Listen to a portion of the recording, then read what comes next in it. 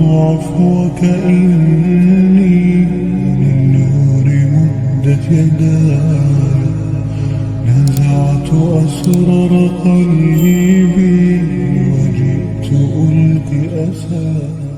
അസ്സലാമു അലൈക്കും. വെള്ളി വെളിച്ചത്തിലേക്ക് സ്വാഗതം. ബിസ്മില്ലാ അൽഹംദുലില്ലാ വസ്സലാത്തു വസ്സലാമു അലാ റസൂലില്ലാ വഅലാ ആലിഹി വസ്വഹ്ബിഹി അൽ ഫായിസീന ബിറിദല്ലാഹ്. ലോക പ്രശസ്തനായ ചിന്തകൻ സർ വില്യം മൂറിൻ്റെ അതിമനോഹരമായ വീക്ഷണങ്ങൾ എത്ര പ്രസക്തം, എത്ര ചിന്താർഹം. പ്രവാചകർ സല്ലല്ലാഹു അലൈഹി വസല്ലം തങ്ങളെക്കുറിച്ചാണ് അദ്ദേഹത്തിൻ്റെ കാഴ്ചപ്പാട് സമൂഹത്തിന് മുന്നിൽ അവതരിപ്പിക്കുന്നത്. എല്ലാവരുടെയും വിശ്വാസം ആർജിക്കാൻ മുഹമ്മദ് നബി കഴിഞ്ഞു. പ്രവർത്തനം എന്ത് ചെയ്താലും അതിൻ്റെ പൂർണ്ണതയിൽ എത്തിക്കാനുള്ള കഴിവുണ്ടായിരുന്നു. സംഭാഷണത്തിലോ പക്വത പുലർത്തുന്നതിനോടൊപ്പം മറ്റുള്ളവരുമായി സംഭാഷണ വേളയിൽ നേർക്കുനേരെ തിരിഞ്ഞിരിക്കുകയും ഹസ്തദാനം ചെയ്യുമ്പോൾ തൻ്റെ കൈകൾ ആദ്യം പിൻവലിക്കാതെ ശ്രദ്ധിക്കുകയും ചെയ്യുന്നു. കാര്യങ്ങളൊക്കെ സ്വന്തം ചെയ്യുന്ന ഒരു പതിവുണ്ടായിരുന്നു. ഭിക്ഷ കൊടുക്കാതെ തന്നെ അത് സ്വന്തം കൈകളെ കൊണ്ട് കൊടുക്കാൻ മടിയില്ല. വീട്ടിൽ ഭാര്യമാരെ സഹായിക്കുന്ന പതിവുണ്ട്. ആടുകളെ മേയ്ക്കുന്ന പതിവ് പ്രവാചകനുണ്ട്. ചെരുപ്പ് നന്നാക്കുമായിരുന്നു. വസ്ത്രധാരണയാണെങ്കിലോ പരുക്കൻ വസ്ത്രങ്ങളാണ്. ആർക്ക് വേണമെങ്കിലും തന്നെ വന്ന് കാണാം. നിവേദക സംഘങ്ങൾ വരുമ്പോൾ അവരെ മാന്യമായി സ്വീകരിക്കുന്നു. ഭരണാധികാരി എന്ന നിലയ്ക്ക് നോക്കിയാൽ വളരെ മികവുറ്റ ഭരണമാണ്. താഴേക്കിടയിലുള്ള അനുയായികളോട് പോലും നല്ല സമീപനം സ്വീകരിക്കാൻ പ്രവാചകന് മടിയില്ല. പൊങ്ങച്ചത്തിൻ്റെ, അഹങ്കാരത്തിൻ്റെ വർത്തമാനമൊന്നും അവിടെ ഇല്ല. എന്തെങ്കിലും കാര്യത്തിൽ ഇല്ല എന്നൊരു മറുപടി പ്രവാചകൻ പറയില്ല. കുട്ടികളോടെല്ലാം നല്ല വാത്സല്യം. പട്ടിണി സമയത്താണെങ്കിലും ഉള്ള ഭക്ഷണം മറ്റുള്ളവരുമായി ഷെയർ ചെയ്യും. ഇങ്ങനെ ധാരാളം മുത്തനബി സല്ലല്ലാഹു അലൈഹി വസല്ലം തങ്ങളുടെ ജീവിത വിശേഷങ്ങൾ അദ്ദേഹം ലൈഫ് ഓഫ് മുഹമ്മദിൽ പങ്കുവെക്കുമ്പോൾ ഇന്നത്തെ കാലഘട്ടം ആഗ്രഹിക്കുന്ന, പുതിയ കാലം കാതോർക്കുന്ന മനുഷ്യ ജീവിതത്തിന് ആവശ്യമായ എല്ലാ ദർശനങ്ങളും പ്രായോഗികമായ രീതിയിൽ അവിടുന്ന് സ്വയം ജീവിതത്തിൽ കാണിച്ചു, അത് സമൂഹത്തിൽ പഠിപ്പിച്ചു എന്നതാണ്. ഇന്നത്തെ ഒരു യുഗം നാം നോക്കുമ്പോൾ മനുഷ്യരെ അറിയുക എന്നുള്ളതാകാം ഏറ്റവും വലിയൊരു കാര്യം. ഇപ്പോഴിതാ എത്ര നാളുകളായി ഗസയിൽ ആയിരങ്ങൾ പതിനായിരങ്ങൾ കൊല ചെയ്യപ്പെട്ടുകൊണ്ടിരിക്കുന്നു. പട്ടിണി കിടന്ന് മരിക്കുന്നു. വിശപ്പകറ്റാൻ കൈനീട്ടിയിരിക്കുമ്പോൾ അവർക്ക് നേരെ നിറയൊഴിക്കുന്ന സാഹചര്യം. ഇപ്പോഴിതാ കരയിലും ആകാശത്തും വീണ്ടും യുദ്ധങ്ങളും ആയുധപ്രയോഗങ്ങളും ആരംഭിച്ചിരിക്കുകയാണ്. പ്രവാചകൻ സല്ലല്ലാഹു അലൈഹി വസല്ലം തങ്ങൾ സ്നേഹം പഠിപ്പിച്ചു, കാരുണ്യം പഠിപ്പിച്ചു, സഹിഷ്ണുത കാണിച്ചു കൊടുത്തു. മനുഷ്യപ്പറ്റ് എന്താണ് എന്ന് പ്രയോഗത്തിൽ അവതരിപ്പിച്ചു. അതേ പ്രവാചകൻ പറഞ്ഞ ഒരു വാക്കിവിടെ എപ്പോഴും ഓർക്കാം. ഒരു കാലം ഇവിടെ വരും, കൊലയാളോട് ചോദിക്കുന്നത് നീ എന്തിനാ കൊന്നു കളഞ്ഞ? മറുപടിയില്ല. ഒരു മഖ്തൂൽ ഫീ മഖ്തിൽ, കൊല്ലപ്പെട്ടവരുടെ ആത്മാവിനോട് ചോദിച്ചാലും എന്തിനാണ് അവർ കൊന്നുകളഞ്ഞത്, അവർക്കും ഒരു മറുപടി ഉണ്ടാവില്ല. ഈ ഒരു അവസ്ഥാവിശേഷം കാണുമ്പോൾ നൂറ്റാണ്ടുകൾക്ക് മുമ്പ് മുഹമ്മദ് മുസ്തഫ സല്ലല്ലാഹു അലൈഹി വസല്ലം തങ്ങൾ ലോകത്ത് കാണിച്ച ജീവിതത്തിന് എല്ലാ മാതൃകയും, വിശിഷ്യ സ്നേഹം, സൗഹൃദം, സഹിഷ്ണുത, നീതി, ധർമ്മം, സത്യം, ഇതിൻ്റെ ഒരു അനിവാര്യതയിലേക്ക്, പ്രാധാന്യത്തിലേക്ക് നാം കടന്നു വരേണ്ടതും ചിന്തിക്കേണ്ടതും ആധുനിക ലോകം അടുത്തറിയാൻ വേണ്ടി, ആഴത്തിൽ പഠിക്കാൻ വേണ്ടി തയ്യാറാകേണ്ടതും ഉണ്ട്. എതിരാളികളായാലും പ്രതിയോഗികളായാലും ശത്രുക്കളായാലും എത്ര മാർദ്ദവമായിട്ടായിരുന്നു, എത്ര വിനയത്തോടെയാണ് പ്രവാചകൻ സമീപിതം. പ്രവാചകൻ ആരെയും ശപിക്കില്ല, ചീത്ത പറയില്ല, അവഹേളിക്കില്ല.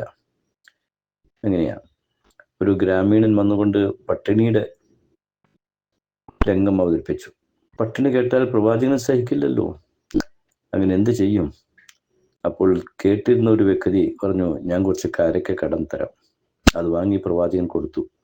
അവധി എത്തുന്നതിന് മുമ്പ് തന്നെ അയാൾ വന്നു. അല്പം ദേഷ്യഭാവത്തിലെ ഗൗരവത്തിലാണ് പ്രവാചകൻ സമീപിച്ചത്. വസ്ത്രത്തിലൊക്കെ പിടിച്ചു വലിച്ചു എന്നൊക്കെ ചിത്രത്തിൽ കാണാം. ഇത് കണ്ടിരുന്ന ഉമർ അല്ലാഹു സഹിച്ചില്ല. ഉമർ അല്ലാഹു സ്വാഭാവികമായിട്ടും അല്പം ഗൗരവത്തിൽ ഇടപെടുമല്ലോ. പക്ഷേ മുത്തനബി സല്ലല്ലാഹു അലൈഹി വസല്ലം ഉമർ തങ്ങളെ തിരുത്തുകയാണ് ചെയ്തത്. ഉമറെ, അടങ്ങ്, എന്റെയും അദ്ദേഹത്തിൻ്റെയും ഇടയിൽ നല്ലൊരു മീഡിയേറ്ററാണ്, മധ്യസ്ഥനാണ് ഇപ്പോൾ വേണ്ടത്.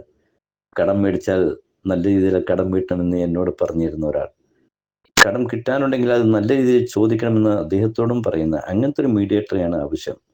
നോക്കുക, കുഴപ്പമുണ്ടാക്കാനല്ല, അല്ലെങ്കിൽ കൊന്നുകളയാനല്ല. അതെ, അപ്പോൾ ഇന്നത്തെ കാലഘട്ടം കാതോർക്കുന്നത് നല്ല മീഡിയേറ്റർമാരെയാണ്. 10,000 ഗസയിൽ കൊല്ലുമ്പോൾ ഈ രാജ്യങ്ങൾ തമ്മിൽ ഇണക്കത്തിനെയും വണക്കത്തിനെയും ഉണ്ടാക്കാൻ ഈ ജൂതന്മാരെയോ അല്ലെങ്കിൽ ഇസ്രായേലിനെയോ നിങ്ങൾ ഈ മനുഷ്യക്കുരുതി നിർത്തണമെന്ന് പറയാൻ ചങ്കൂറ്റം കാണിക്കുന്ന തൻ്റെയിടമുള്ള മീഡിയേറ്റർമാർ രംഗത്ത് വരട്ടെ.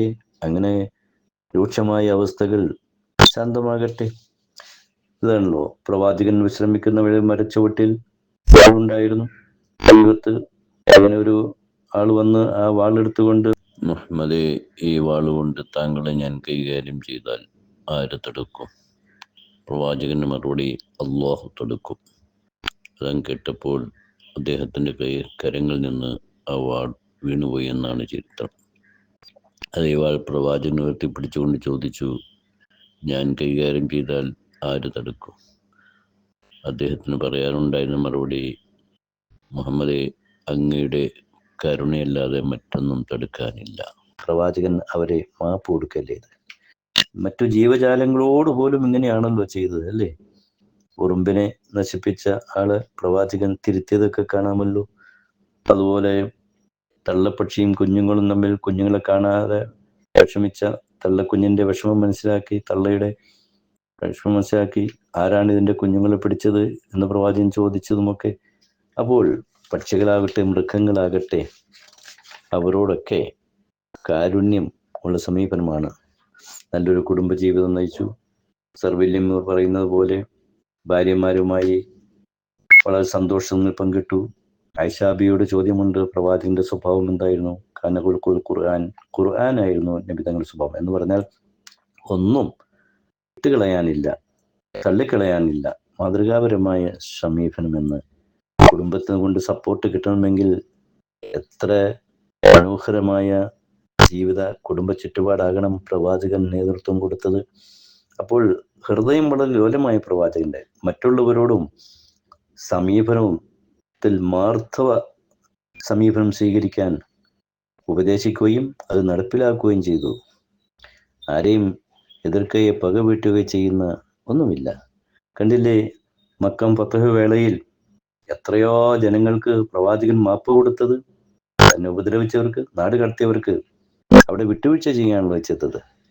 മക്കം ഫതഹിന്റെ അവസരത്തിൽ പ്രവാചകൻ സല്ലല്ലാഹു അലൈഹി വസല്ലം തങ്ങൾ തവാഫ് ചെയ്യുമ്പോൾ ഹുദാല അവിടെ പതുങ്ങിയിരുന്നിരുന്നു. തക്കം കിട്ടിയാൽ പ്രവാചകനെ വകവരുത്തണം. എന്നാൽ അടുത്തെത്തിയപ്പോൾ പ്രവാചകൻ അങ്ങോട്ട് ചോദിച്ചു, ഇത് ഹുദാലയല്ലേ? പ്രവാചകൻക്കത് മനസ്സിലായി. അതെ, എന്താ മനസ്സിലിങ്ങനെ? അപ്പോൾ അദ്ദേഹം പറഞ്ഞു, ഞാനിങ്ങനെ എന്തോ പടച്ചവനെ സ്മരിച്ചുകൊണ്ടിരിക്കുകയാണ്. അസ്തഗ്ഫിറുല്ലാഹ്, പ്രവാചകൻ പറഞ്ഞു. അങ്ങനെ ചരിത്രത്തിൽ കാണാം, നബി സല്ലല്ലാഹു അലൈഹി വസല്ലം തങ്ങൾ അദ്ദേഹത്തിന്റെ നെഞ്ചിൽ കൈവച്ചു. അതോടെ അദ്ദേഹത്തിന്റെ മനസ്സെല്ലാം മാറ്റങ്ങൾ വന്നു, മനോഭാവം മാറി, പ്രവാചകന്റെ അനുയായിയായി മാറുന്ന ഒരനുഭവമാണ് കാണാൻ കഴിഞ്ഞതെങ്കിൽ വിട്ടുവീഴ്ചയും സ്നേഹവും സഹിഷ്ണുതയും സൗഹൃദവും അങ്ങോട്ട് സമ്മാനിച്ചപ്പോൾ പ്രവാചകൻ പ്രബോധനം ചെയ്ത ആശയങ്ങൾക്ക് നല്ല സ്വീകാര്യത, നല്ല പ്രചരണം, ജനങ്ങൾക്കിടയിൽ അതിന് അംഗീകാരം ഇങ്ങനെ ഉണ്ടായി. അപ്പോൾ ഗാന്ധിജി പറഞ്ഞു, ലോകത്ത് ഇസ്ലാമത്തെ പ്രചാരമുണ്ടായത് മുഹമ്മദ് നബിയുടെ വാളിന്റെ വിജയം കൊണ്ടല്ല, മറിച്ച് അവിടുത്തെ സ്നേഹം കൊണ്ടായിരുന്നു, സഹിഷ്ണുത കൊണ്ടായിരുന്നു എന്ന് പറഞ്ഞുവെങ്കിൽ ഇന്നത്തെ ലോകത്തിന്റെ പ്രശ്നങ്ങൾക്കും പ്രതിസന്ധികൾക്കും ഈ ഒരു സ്നേഹ മനോഭാവമാണ് പരിഹാരത്തിന് വേണ്ടത്. ബർണാഡ് ഷാ പറഞ്ഞല്ലോ, ആധുനിക ലോകം നേരിടുന്ന പ്രശ്നങ്ങൾക്ക് പരിഹാരമുണ്ടാകണമെങ്കിൽ മുഹമ്മദ് നബിയെ പോലത്തെ വ്യക്തികൾ രാജ്യം ഭരിക്കട്ടെ. അപ്പോൾ അവിടെ സമാധാനമുണ്ടാകും, ശാന്തി ഉണ്ടാകും, സൗഹൃദമുണ്ടാകും. സമാധാനവും ശാന്തിയും രൂപപ്പെടുമ്പോൾ രാജ്യത്ത് വികസനമുണ്ടാകും, പുരോഗതി ഉണ്ടാകും. അതെ, പുരോഗതിക്കും വികസനത്തിനും നാടിൻ്റെ വളർച്ചയ്ക്കും സമൂഹത്തിൻ്റെ സുരക്ഷയ്ക്കും പ്രവാചകനായ മുഹമ്മദ് നബി സല്ലല്ലാഹു അലൈഹി വസല്ലം തങ്ങൾ ലോകത്ത് പ്രബോധനം ചെയ്ത ആശയങ്ങൾക്ക് വലിയ സ്വാധീനം ചെലുത്താൻ കഴിയും. ആധുനിക ലോകം അടുത്തറിയാൻ വേണ്ടിയുള്ള ഒരു ശ്രമമാണ് വേണ്ടത്. ലഖദ് കാന ലക്കും ഫീ റസൂലില്ലാഹി ഉസ്വത്തുൻ ഹസന. നിശ്ചയം അല്ലാഹുവിൻ്റെ പ്രവാചകരിൽ നിങ്ങൾക്ക് ഉത്തമമായ മാതൃകയുണ്ട്. ആധുനിക ലോകം ഈ മഹിത ദർശനങ്ങളെ അടുത്തറിയാൻ ശ്രമിക്കുകയാണ് വേണ്ടത്. ജഗന്യന്താവായ അല്ലാഹു അനുഗ്രഹിക്കട്ടെ. വആഖിറു ദഅവാന അനിൽ ഹംദുലില്ലാഹി റബ്ബിൽ ആലമീൻ.